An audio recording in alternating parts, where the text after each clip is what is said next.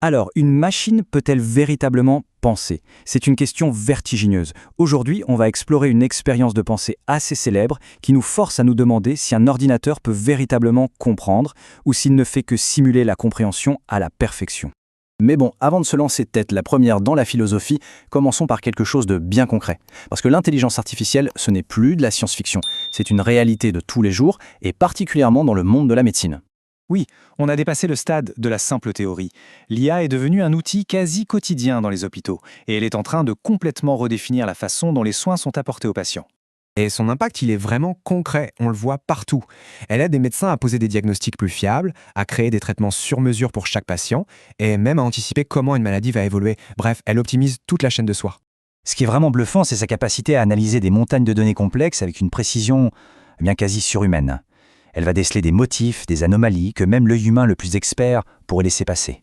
Et c'est là que ça devient absolument fascinant. Parce qu'on quitte le côté pratique, l'application concrète, pour basculer vers une question philosophique beaucoup plus profonde. Et voilà la question qui tue. Est-ce qu'une machine qui exécute une tâche à la perfection la comprend pour autant?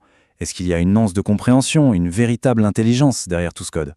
Pour y voir plus clair, il faut faire un petit saut dans le temps. On retourne en 1980 avec une expérience de pensée imaginée par un philosophe du nom de John Searle. Alors Searle, il s'attaquait à une idée bien précise, ce qu'on appelle l'IA forte. C'est cette théorie qui dit qu'une machine assez complexe pourrait non seulement imiter un esprit humain, mais carrément en avoir un avec une vraie conscience. Et pour montrer les failles, les limites de cette théorie, il a imaginé un scénario. Allez, c'est parti, on entre avec lui dans sa fameuse chambre chinoise. Imaginez le décor, une pièce fermée.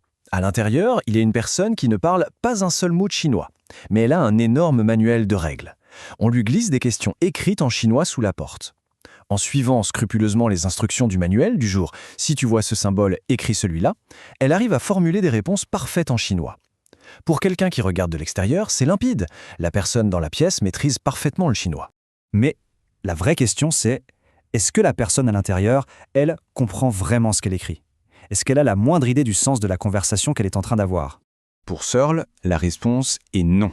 Un grand non catégorique. La personne ne fait que manipuler des symboles. Elle n'a aucune idée de leur signification, elle suit des règles, point final, exactement comme un ordinateur. Et sa conclusion, elle est assez radicale. Une machine peut avoir l'air intelligente, passer tous les tests qu'on veut, sans avoir la moindre trace de conscience ou de compréhension. En fait, tout repose sur une différence clé, celle entre la syntaxe et la sémantique. L'ordinateur, tout comme la personne dans la chambre, est un pro de la syntaxe. Il connaît les règles sur le bout des doigts, mais ce qui lui manque totalement, c'est la sémantique, le sens, la compréhension de ce que ces symboles veulent dire. Évidemment, cette idée de Searle n'est pas passée comme une lettre à la poste, loin de là. Ça a déclenché des débats passionnés qui durent encore aujourd'hui, avec pas mal d'objections. Et la critique la plus connue, c'est celle que Searle avait même vu venir. On l'appelle la réponse du système.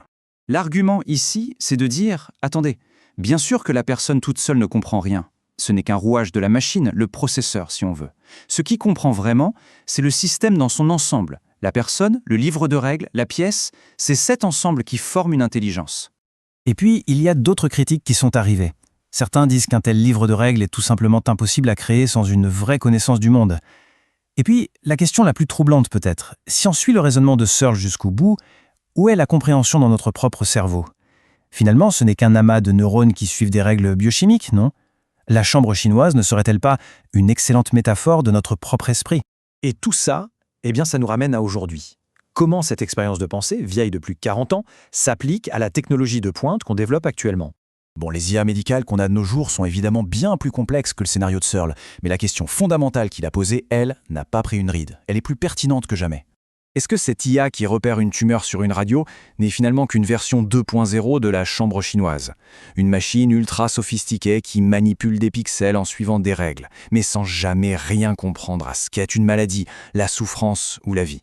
En tout cas, pour l'instant, la vision, ce n'est pas du tout de remplacer les humains. L'idée, c'est plutôt de voir l'IA comme un outil surpuissant, conçu pour assister et augmenter les capacités des experts humains. Et au fond, la question qui compte vraiment, c'est peut-être celle-là. Celle qui relie cette expérience philosophique à notre réalité. Si une intelligence artificielle, même sans la moindre conscience, sauve une vie, est-ce que sa compréhension a encore la moindre importance? C'est une question qui reste totalement ouverte et qui donne à réfléchir.